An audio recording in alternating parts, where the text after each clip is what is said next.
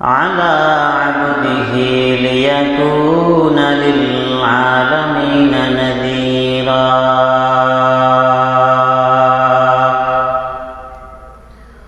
وخلق كل شيء فقدره تقديرا ونشهد أن لا إله إلا هو الحي القيوم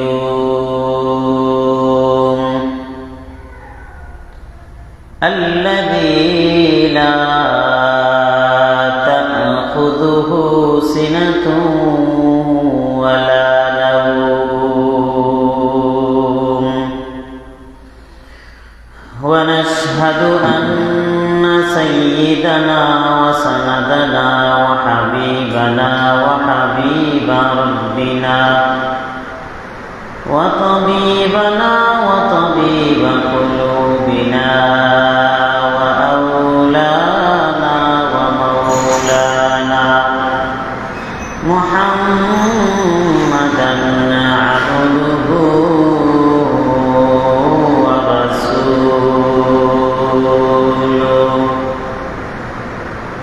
الذي أرسله الله تعالى بالحق بشيرا ونذيرا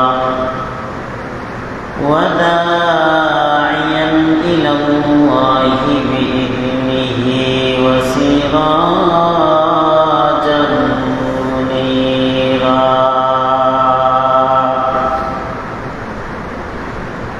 أما بعد فأعوذ بالله من الشيطان الرجيم بسم الله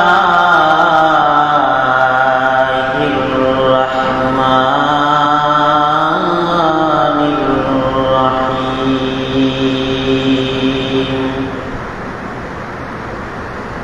قل هل يستوي الذين يعلمون والذين لا يعلمون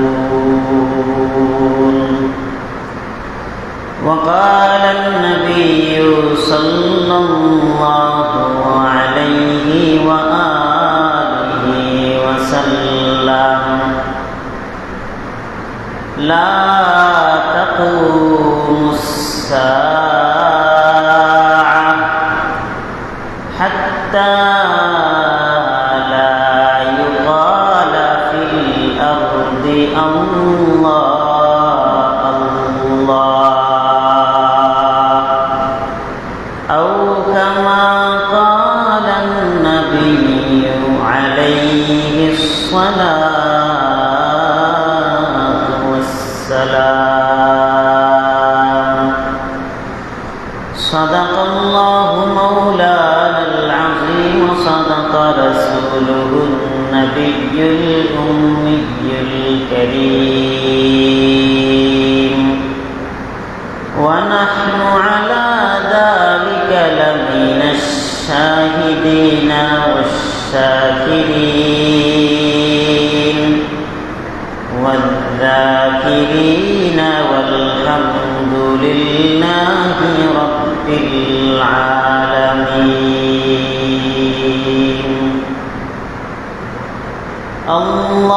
اللهم صل على محمد عدد ما في علم الله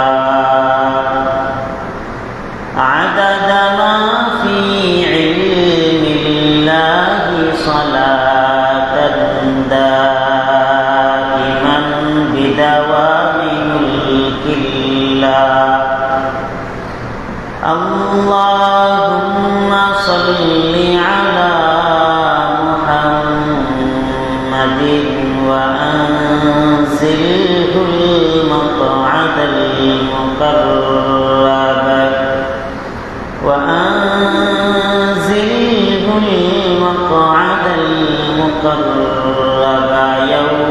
يومك عند القيامة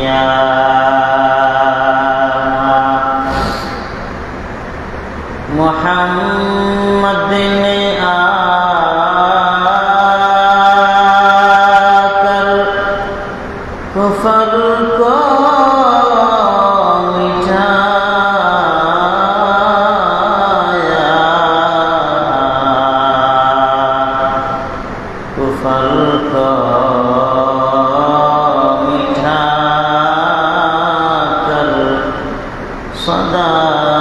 सदाकत बताया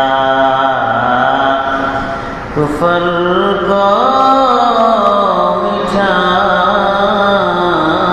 कर सदाकत बताया। अल्हम्दुलिल्लाह अल्लाह रब्बुल इज्जत ওয়াল জালালের দরবারে আমরা শুকরিয়া জ্ঞাপন করছি যে আল্লাহ সুবহানাহু ওয়া তাআলা আমাদেরকে অত্যন্ত মায়া করে মহব্বত করে ভালোবেসে জুমার দিন আল্লাহর ঘর মসজিদের মধ্যে আসা বসার তৌফিক দান করেছেন। সেই মহান মুনিবের দরবারে আমরা সকলেই আওয়াজ করে উচ্চ কণ্ঠে কালিমাতুশ শুকর আদায় করি আলহামদুলিল্লাহ।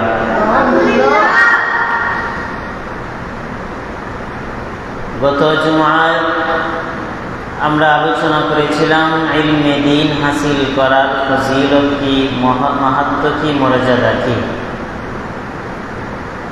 আজকের জুমায় এই সম্পর্কে আরো কিছু কথা বলার উদ্দেশ্যে আয়াত এবং হাদিস আমি তিলাওয়াত করেছি। ইলমে দ্বীন শিক্ষা করার মাহাত্ম্য মর্যাদা, মাদ্রাসা শিক্ষার গুরুত্ব মাহাত্ম্য মর্যাদা আমরা এখনো পর্যন্ত অনেকেই এই কথা পরিপূর্ণ জানি না, এই কথা পরিপূর্ণ বুঝি না যে মাদ্রাসায় কিসের জন্য পড়ব, মাদ্রাসায় পড়লে কি ফায়দা, কি উপকার, এটা আমরা এখনো অনেকে জানি না যে মাদ্রাসায় পড়লে কি হয়, মাদ্রাসা শিক্ষার গুরুত্বটা। আজ এই মাদ্রাসা শিক্ষার গুরুত্বটা কি এই সম্পর্কে কিছু কথা। প্রথমত, মাদ্রাসা শিক্ষার মাধ্যমে আল্লাহ তাআলা এই জগৎবাসীকে বাঁচিয়ে রাখেন। মাদ্রাসা শিক্ষার প্রথম নম্বর ফায়দা, প্রথম নম্বর উপকার হলো মাদ্রাসা শিক্ষার মাধ্যমে আল্লাহ তাআলা এই জগতের সব মাখলুকাতদেরকে বাঁচিয়ে রাখেন। জগতের মাখলুকাতদেরকে আল্লাহ তাআলা কিভাবে বাঁচিয়ে রাখেন? হাদিসের মধ্যে আল্লাহ রাসূল সাল্লাল্লাহু আলাইহি ওয়াসাল্লাম বলেন,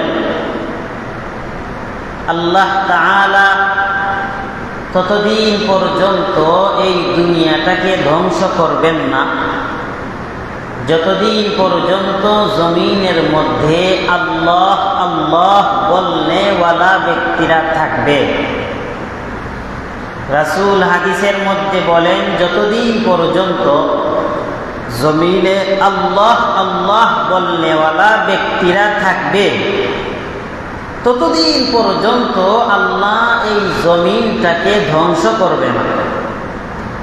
আর এই আল্লাহ আল্লাহ বলনেওয়ালা ব্যক্তি তৈরি হয় মাদ্রাসায়। আল্লাহ আল্লাহ বলনেওয়ালা ব্যক্তি তৈরি হয় মাদ্রাসায়।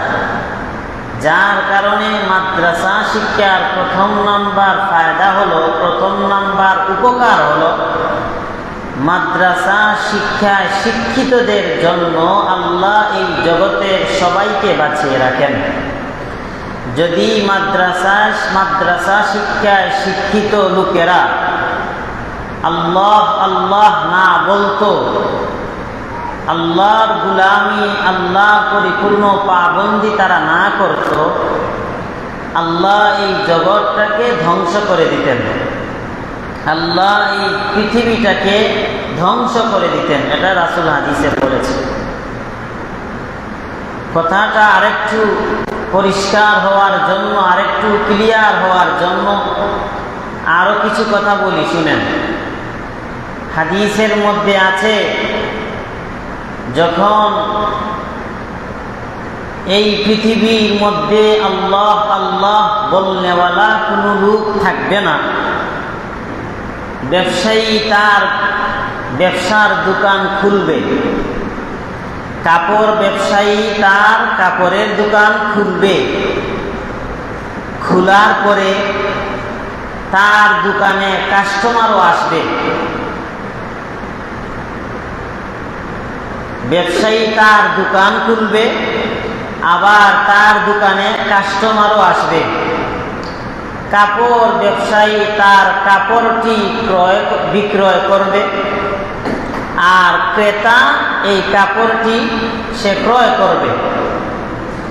যখন টাকাটি ব্যবসায়ীর হাতের মধ্যে সুপর্দ করা হবে, এই টাকাটি সে আর তার কেশের ভেতরে ঢুকাইতে পারবে না। কাপড় ক্রেতার হাতে চলে গেছে, ক্রেতাও কাপড়ের মূল্যটি বিক্রেতার হাতে দিয়া দিছে, কিন্তু এই টাকাটা কেশের ভেতরে ঢুকানোর আর সুযোগ হবে না। এমন সময় দুনিয়াটা ধ্বংস হয়ে যাবে। এটা কখন হবে? যখন এই জমিনে আল্লাহ আল্লাহ বলনেওয়ালা কোনো লোক থাকবে না, তখন। আমার কথাটা একটু ক্লিয়ার ভাবে, একটু মনোযোগ সহকারে বোঝার চেষ্টা করেন, তাহলে অনেক ফায়দা হবে। এই অবস্থা কখন হবে? যখন আল্লাহ আল্লাহ বলনেওয়ালা কোনো লোক জমিনে থাকবে না, তখন। আর এই আল্লাহ আল্লাহ বলনেওয়ালা লোক তৈরি করা হয় মাদ্রাসা। 2 নাম্বার আরেকটা উদাহরণ দেই, শুনেন। যারা কৃষিকাজ করে, যারা জমিনের মধ্যে হাল চাষ করে, আমাদের গ্রাম্য ভাষায় লাঙ্গল, জুয়াল, তারপরে মই, এই সমস্ত জিনিস নিয়ে জমিনের মধ্যে যাবে। জমিনের মধ্যে গিয়ে তার পালিত যেই পশু আছে, এই পশুর গলার মধ্যে জোয়াল দিবে, আবার জোয়ালের সাথে তার লাঙ্গলটাও লাগাইবে। জমিনের মধ্যে লাগানোর পরে যখন সে জমিনের মধ্যে চাষ করতে চাইবে, ঠিক এমন সময় দুনিয়াটা ধ্বংস হয়ে যাবে, সে আর চাষ করতে পারবে না। এটা কখন হবে? যখন জমিনে আল্লাহ আল্লাহ বলনেওয়ালা কোনো লোক, কথা বলেন না কেন, কোনো লোক থাকবে না। আর এই আল্লাহ আল্লাহ বলনেওয়ালা লোক তৈরি করা হয় মাদ্রাসায়। এই আল্লাহ আল্লাহ বলনেওয়ালা লোক তৈরি করা হয় মাদ্রাসা। এজন্য মাদ্রাসা শিক্ষায় শিক্ষিত আলেম উলামারা যতদিন জমিনে থাকবে, ততদিন পর্যন্ত আল্লাহ এই দুনিয়াটাকে ধ্বংস করবে না। ততদিন পর্যন্ত আল্লাহ এই দুনিয়াটাকে ধ্বংস করবেন। এটা হলো মাদ্রাসা শিক্ষার 1 নাম্বার উপকার, 1 নাম্বার ফায়দা। 2 নাম্বার ফায়দা হলো, মাদ্রাসা শিক্ষায় শিক্ষিতদের লোকের ভেতরে এই অনুভূতি তৈরি হয় যে আমি যতই অপরাধ করি না কেন, হাসরের ময়দানে আমাকে জবাব দিতে হবে। আমার কথাগুলো দিলের কান লাগাইয়া বোঝার চেষ্টা করেন। মাদ্রাসা শিক্ষায় শিক্ষিত লোক যারা, তারা যতই অপরাধের সাথে জড়িত হোক না কেন, যতই অন্যায় কাজের সাথে জড়িত হোক না কেন, তার পরিশেষে তার দিলের ভেতরে এই অনুভূতিটা তৈরি হয় যে আমি যতই অপরাধ করি না কেন, আমাকে আল্লাহর কাছে একদিন জবাব দিতে হবে। মাদ্রাসা শিক্ষা ছাড়া আর কোন শিক্ষার মধ্যে এমন অনুভূতি তৈরি হয় না। এটা মাদ্রাসা শিক্ষার মধ্যে এই অনুভূতিটা তৈরি হয় যে আমি যতই অপরাধ করি না কেন আল্লাহর কাছে একদিন আমাকে জবাব দিতে হবে। যদি কুরআন হাদিস সম্পর্কে অবগত নয় এমন লোকের ভেতরেও যদি আল্লাহর কাছে জবাব দিতে হবে এই ভয়টা থাকে, তার দ্বারাও দুর্নীতি করা সম্ভব না। কথাটা ক্লিয়ার বোঝার চেষ্টা করেন। যদি কুরআন হাদিসের শিক্ষায় শিক্ষিত নয় এমন লোকের ভেতরেও যদি এই ভয়টা থাকে যে আমাকে একদিন আল্লাহর কাছে জবাব দিতে হবে কিয়ামতের ময়দানে, তাহলে এই লোকটার দ্বারাও দুর্নীতি করা সম্ভব নয়। আর যদি এই অনুভূতিটা কারো মধ্যে না থাকে তাহলে সে যত বড়ই শিক্ষিত হোক না কেন সে তত বড়ই দুর্নীতিবাজ হয়। কথাটা বুঝেন নাই মনে হয়। যদি আল্লাহর কাছে কি জবাব দিতে হবে এই ভয়টা যদি কারো দিলের ভিতরে না থাকে, কারো মনের ভিতরে না থাকে, তাহলে সে যত বড়ই শিক্ষিত হয় সে তত বড়ই দুর্নীতিবাজ হয়। এই বাংলাদেশের মধ্যে যারা দুর্নীতি করে তারা কেউ অশিক্ষিত নয়, তারা শিক্ষিত। যারা বাংলাদেশে তাকিয়া বেগম পাড়ায় বাড়ি বানায় তারা কেউ শিক্ষিত নয়, তারা শিক্ষিত।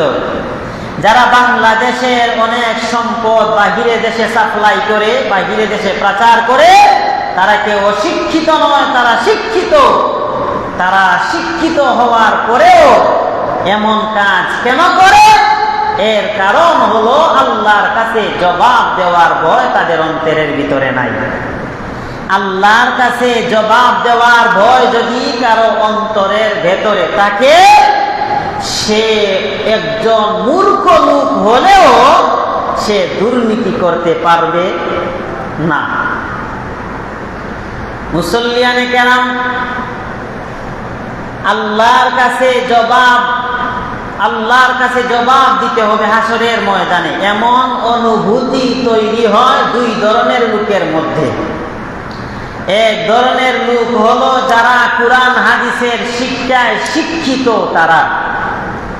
যারা কুরআন হাদিসের শিক্ষায় শিক্ষিত, মাদ্রাসা শিক্ষায় শিক্ষিত যারা, তাদের ভেতরে এমন অনুভূতি তৈরি হয়।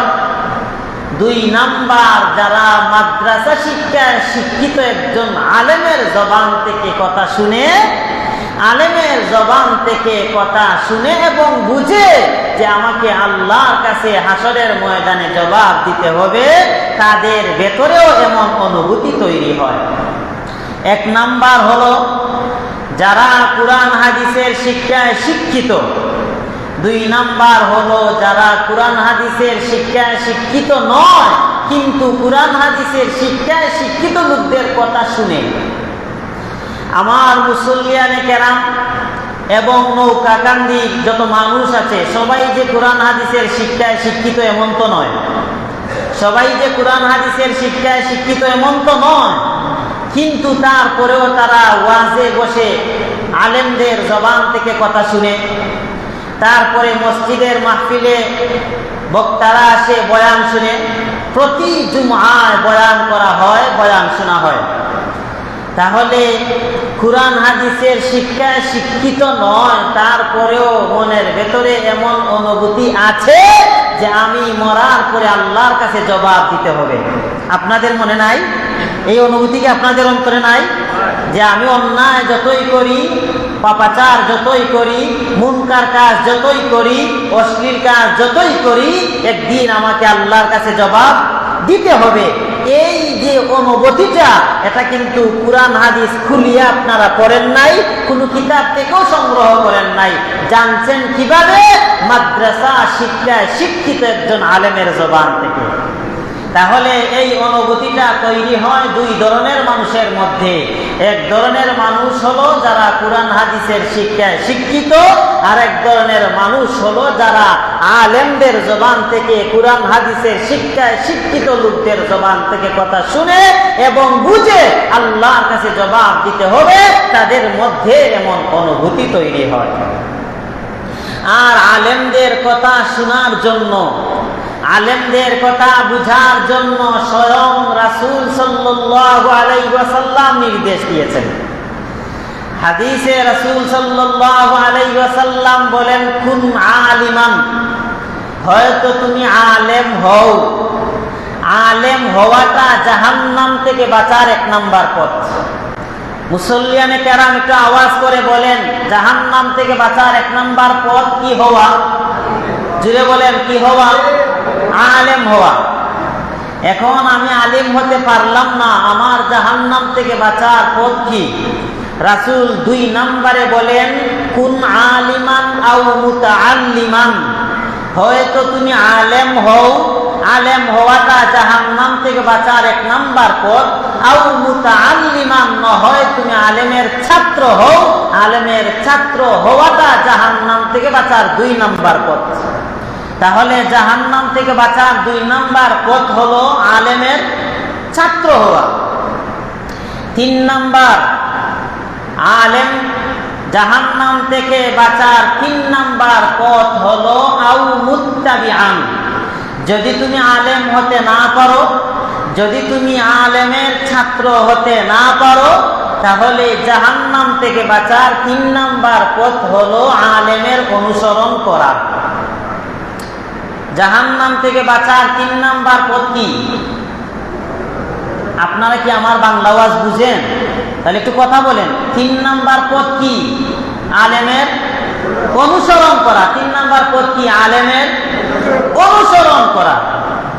তাহলে জাহান্নাম থেকে বাঁচার 1 নাম্বার পথ আলেম হওয়া, 2 নাম্বার পথ আলেমের ছাত্র হওয়া, 3 নাম্বার পথ হলো আলেমের অনুসরণ করা। 3 নাম্বার পথ হলো আলেমের অনুসরণ করা। আর 4 নাম্বার পথ হলো আউ মুহিব্বান, তুমি আলেমকে ভালোবাসো। জাহান্নাম থেকে বাঁচার 4 নাম্বার পথ হলো আলেমকে ভালোবাসা।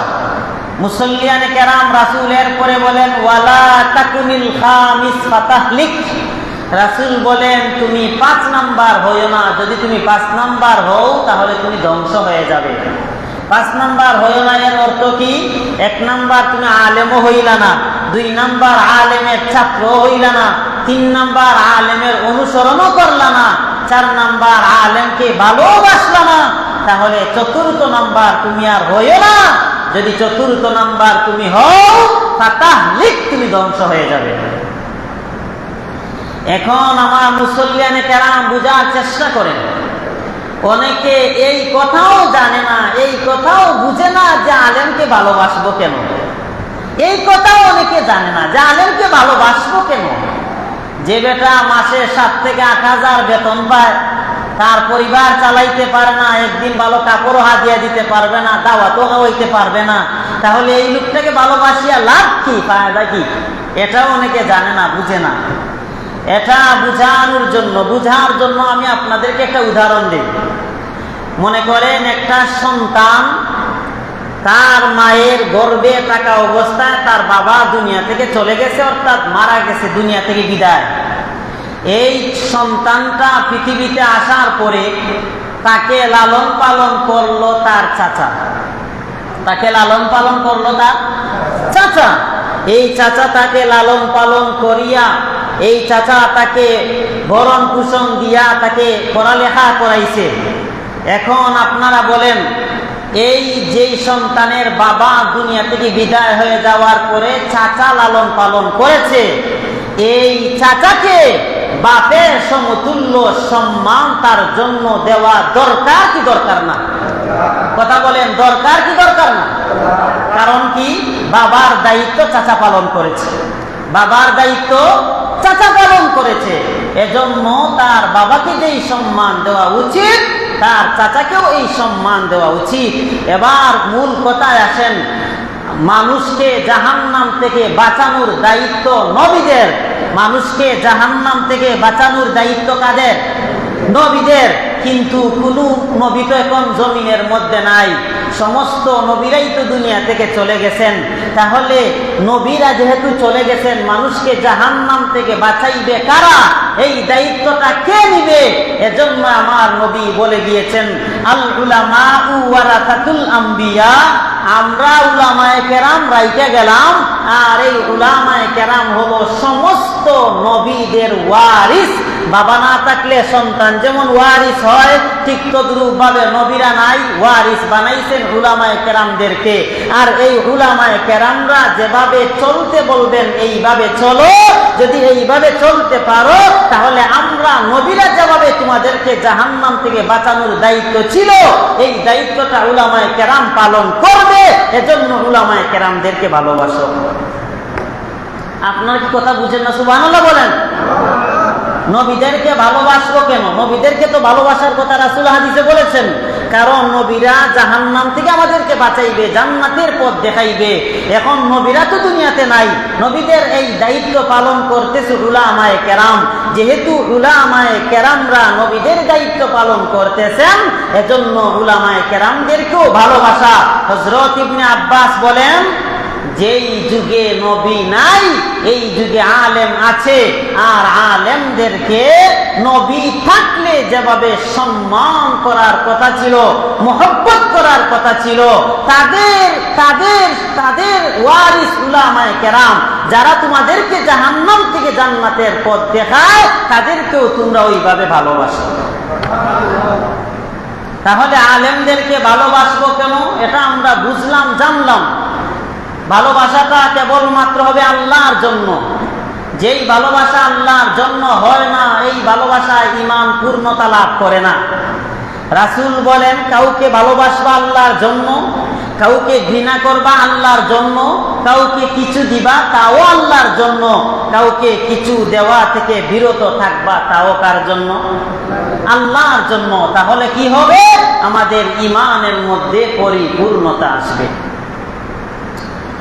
মুসল্লিয়ানে কেরাম, তাহলে 2 নাম্বার মাদ্রাসা শিক্ষার দ্বারা 2 নাম্বার উপকার হলো, 2 নাম্বার ফায়দা হলো, মাদ্রাসা শিক্ষা এই অনুভূতি তৈরি করে যে আখিরাতে আল্লাহর কাছে আমাকে জবাব দিতে হবে।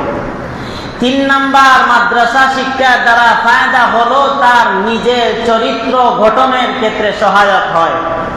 মাদ্রাসা শিক্ষা ছাড়া অন্য যত শিক্ষায় শিক্ষিত হয় না কেন, তার চরিত্র গঠনের ক্ষেত্রে এত বড় সহায়ক হয় না। যার কারণে এই জমিনের মধ্যে বহু শিক্ষিত, তার শিক্ষার কোনো অভাব নাই, তার শিক্ষা তাকে নাস্তিক বানাইছে, তার শিক্ষা তার চরিত্র নষ্ট করেছে। উদাহরণস্বরূপ আপনারা সবাই আমার জানা মতে এটা জানেন, তাসলিমা নাসরিন একটা মহিলা। এই মহিলার নামটা আপনারা শুনেছেন, আমি যতটুকু মনে করি। এই তাসলিমা নাসরিন, সে পর্দার বিরুদ্ধে কথা বলেছিল বাংলাদেশে।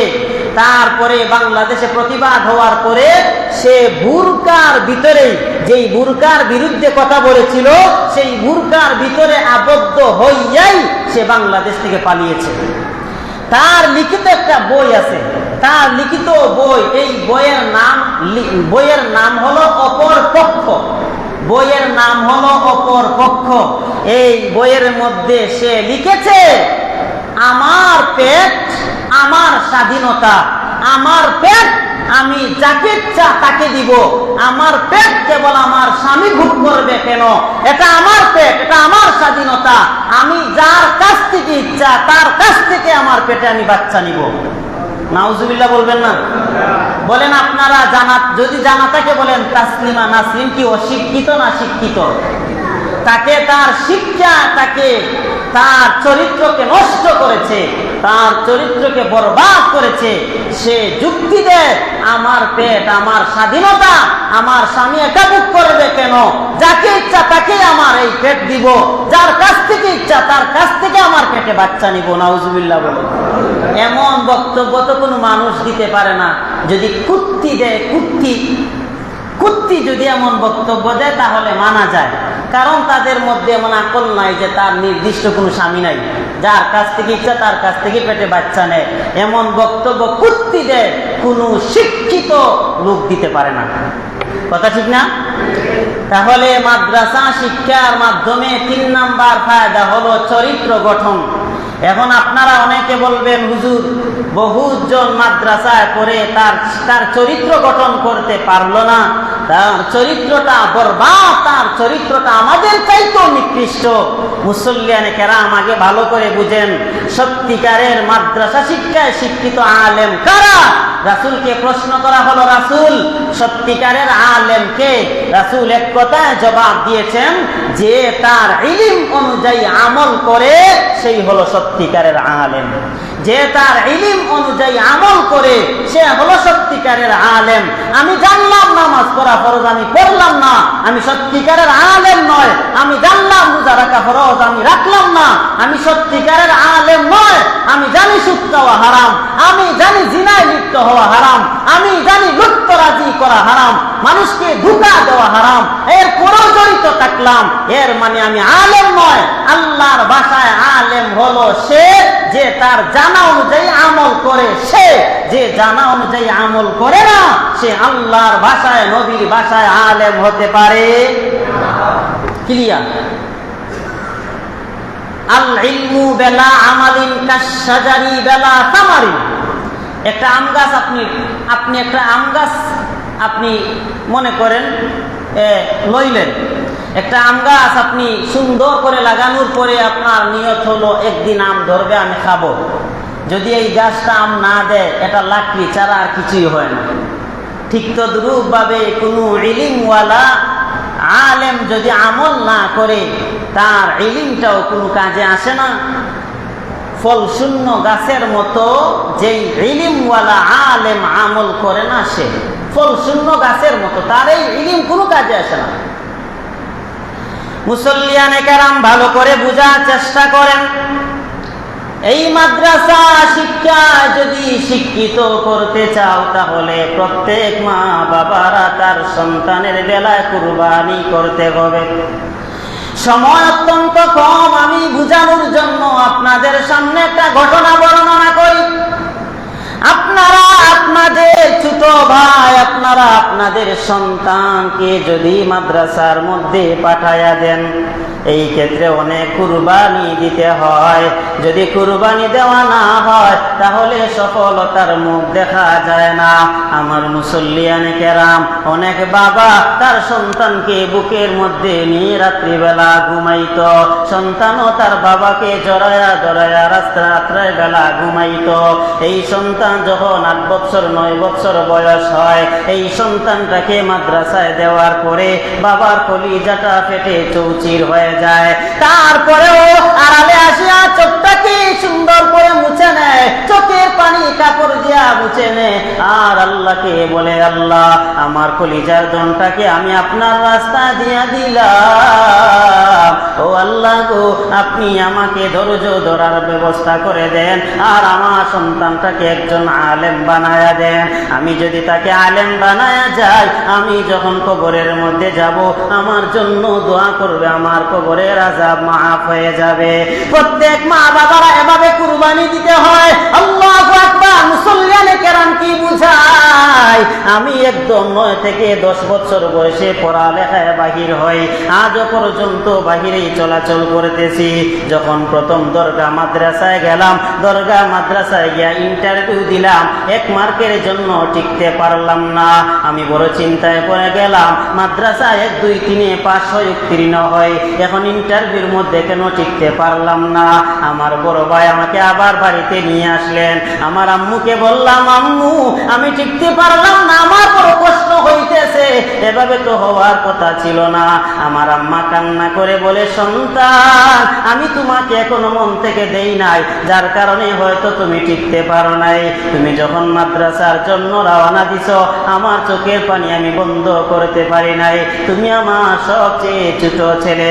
আমি আমার আম্মুকে ধরে বললাম, আম্মু আমাকে যদি বাহিরে না দাও তাহলে আমি আলেম হতে পারবো না। আমার মনের বড় ইচ্ছা আমি যাতে একজন আলেম হই। আম্মা গো, আমাকে তুমি মন থেকে বিদায় দাও। আমার মা যখন আমাকে মন থেকে বিদায় দিল, আবার গিয়া পরীক্ষা দিলাম, মূল মার্কে চাইতো 10 মার্ক বেশি পাইয়া তখন উত্তীর্ণ হয়ে গেলাম।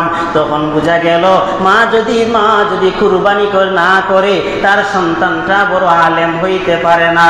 আমার মুসল্লিয়ানে কেরাম, হযরত আমির বিন আনাস একজন জগৎ বিখ্যাত আল্লাহর ওলি।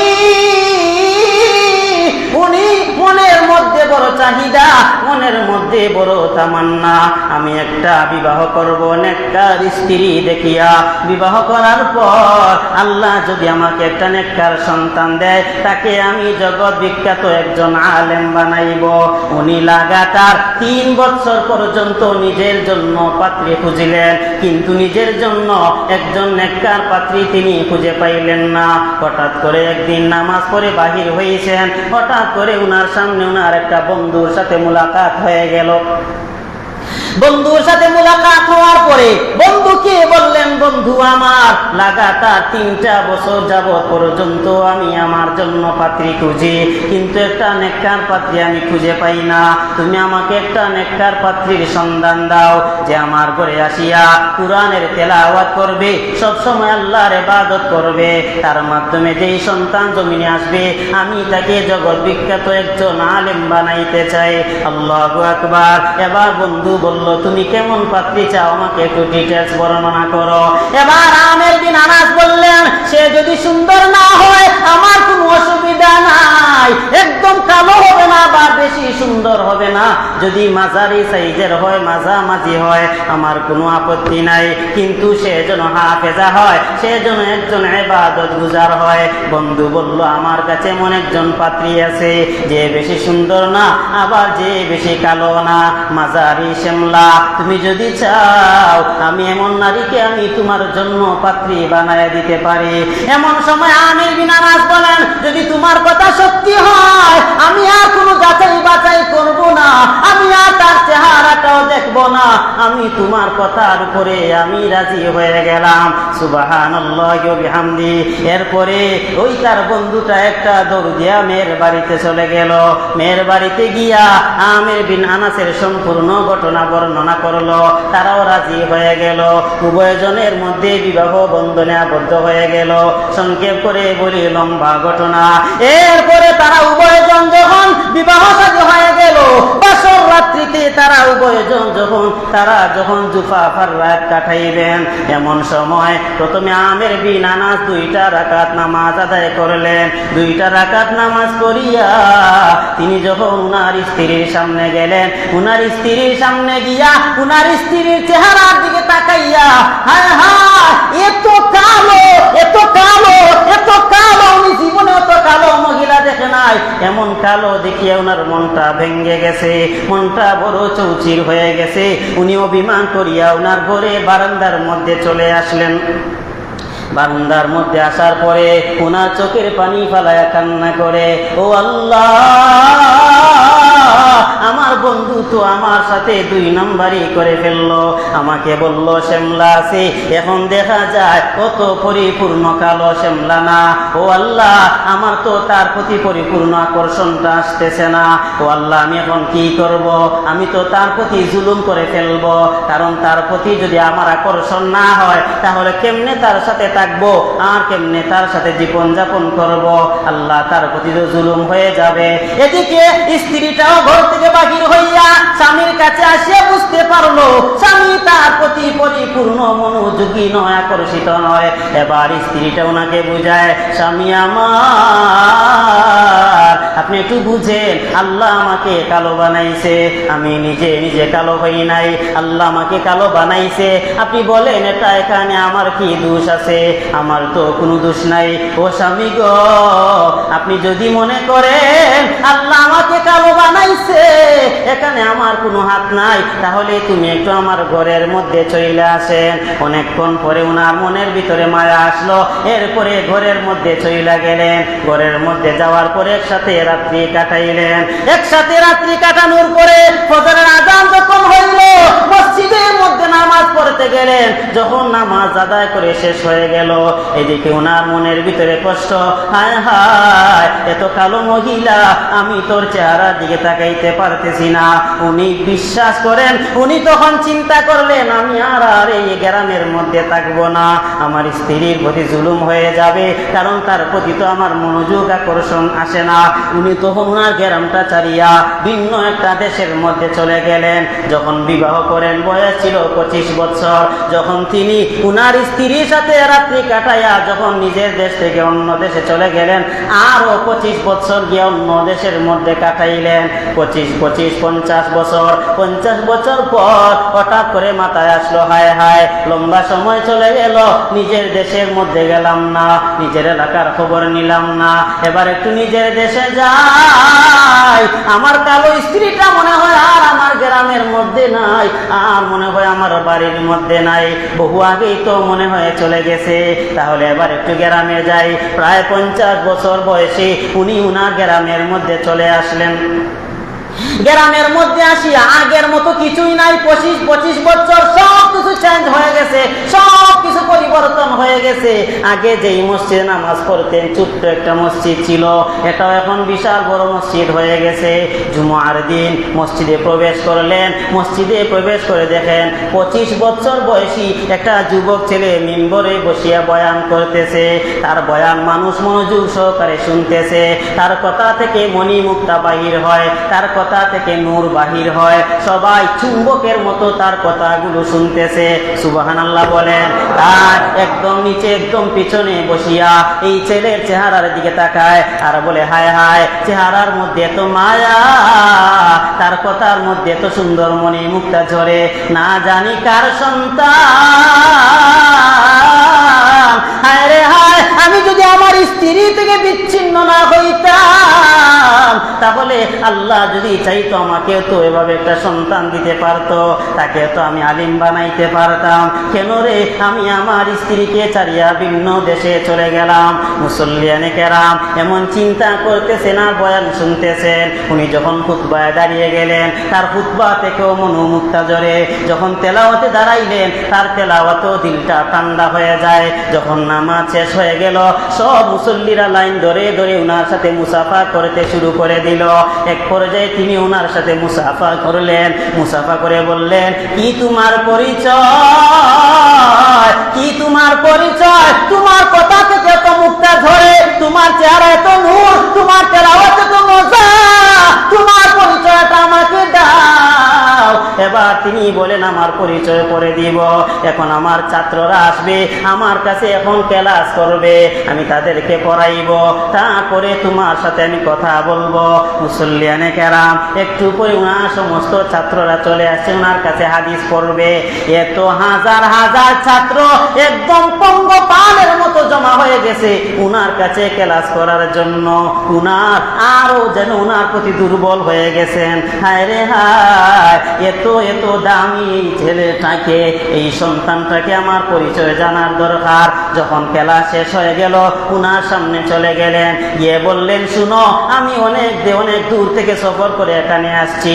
আমি এই এলাকাতে এক সময় বসবাস করতাম, আজ 25 বছর পর এখানে আসছি, কিন্তু এই পরিবেশটা আগের মতো যেভাবে ছিল না, আগে ভিন্ন রকম ছিল, এখন চেঞ্জ হয়ে গেছে, আমাকে তোমার পরিচয় দাও। এরপরে তিনি পরিচয় দিলেন, আমার নাম হলো মালিক। সুবহানাল্লাহ বলেন। আমার মুসল্লিয়ানে কেরাম আপনারা তো অবশ্যই জানেন, সবচেয়ে বড় বড় মাযহাব হলো 4টা, হানাফি মাযহাব, শাফিঈ মাযহাব, মালিকি মাযহাব, ইমাম আহমদ ইবনে হাম্বলি মাযহাব।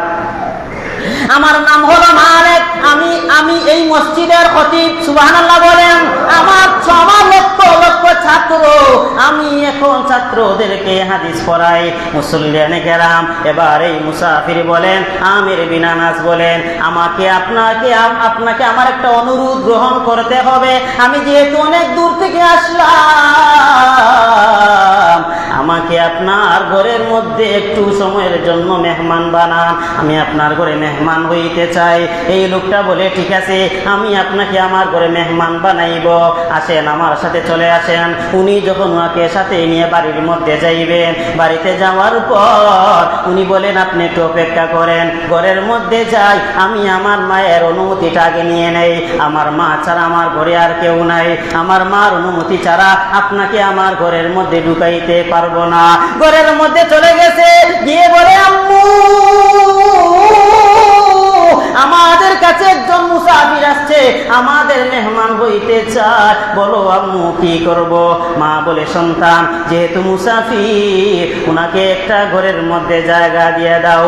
একটু পরে যখন ঘরের মধ্যে ঢুকানো হইল, ঘরের মধ্যে ঢুকায় দেখে হায় হায় এই ঘরটা তো পরিচিত পরিচিত মনে হয়, রাস্তা দিয়ে আসলাম রাস্তাটাও পরিচিত পরিচিত মনে হয়। একটু পরে এই মহিলার একটু আওয়াজ উনার কানে চলে আসলো, কণ্ঠটা শুনিয়াও আরো যেন পরিচিত মনে হয়। একটু পরে মালিককে বলে, ওই মালিক, আমি তোমার কাছে অনুরোধ করেছি তোমার মায়ের সাথে একটু কথা বলার সুযোগ আমারে দাও।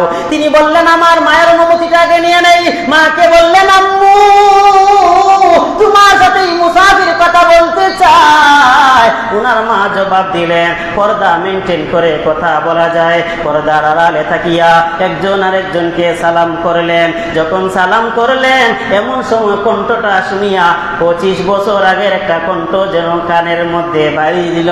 হায় রে হায়! এবার তিনি জিজ্ঞেস করলেন তোমার নামটা কি? পাল্টা জিজ্ঞেস করলেন তুমি কে? আমার নাম আমের বিন আনাস। আজ থেকে 25 বছর আগে আমি এই গ্রাম থেকে ভিন্ন দেশে চলে গিয়েছিলাম। আমাকে আল্লাহ একটা কালো স্ত্রী দিয়েছিল, তার প্রতি কোনো মনোযোগ আমার ছিল না, যার কারণে গ্রাম ছেড়ে আমি অন্যত্র চলে গিয়েছিলাম। এবার এই মহিলা বলে শুনো, আর দেরি করি না, পরিচয়টা দিয়া দেই। আজ থেকে 25 বছর আগে তুমি যেই নারীর সাথে মাত্র একটা রাত কাটাইছিলা, এই নারীটা আর কেউ না, এই নারীটা হইলাম আমি। সুবহানাল্লাহ বলেন। এই নারীটা হইলাম আমি। আরেকটা শুনেন, আপনাকে যেই ছেলেটা ধরে ধরে আপনার বাড়িতে নিয়ে আসলো, এই ছেলেটা আর কেউ না, আমি আর আপনি যখন একটা রাত একসাথে কাটাইছিলাম, একটা রাত একসাথে কাটাইতে গিয়া উভয়জনের মধ্যে মিলামিশা হয়ে গিয়েছিল। এই যে একটা রাত মিলামিশা হইছে, আমি তখন আল্লাহকে বলেছিলাম, আল্লাহ আমার স্বামী যদিও চইলা গেছে, আমি তো আমার স্বামীর সাথে একটা রাত কাটাইছি, আমার গর্বে একটা সন্তান দাও, আমার গর্বে যে সন্তানটা দিবা তাকে তুমি জগৎ বিখ্যাত একজন আল্লাহর ওলি বানায় দিও, একজন বড় ইমাম বানায় দিও। যেই ছেলেটার প্রতি আপনি এত দুর্বল হইছেন, এই ছেলেটার এখন লক্ষ লক্ষ ছাত্র, এমনকি কেন্দ্রীয় মসজিদের ইমাম খতিব, এই ছেলেটার কেউ না, এই ছেলেটা হলো আপনার সন্তান ইমাম মালিক রাহমাতুল্লাহি আলাইহি। আমার মুসল্লিয়ানে কেরাম, এবার স্বামী স্ত্রী একত্রিত হইয়া বহু কান্নাকাটি করতে শুরু করে দিলেন।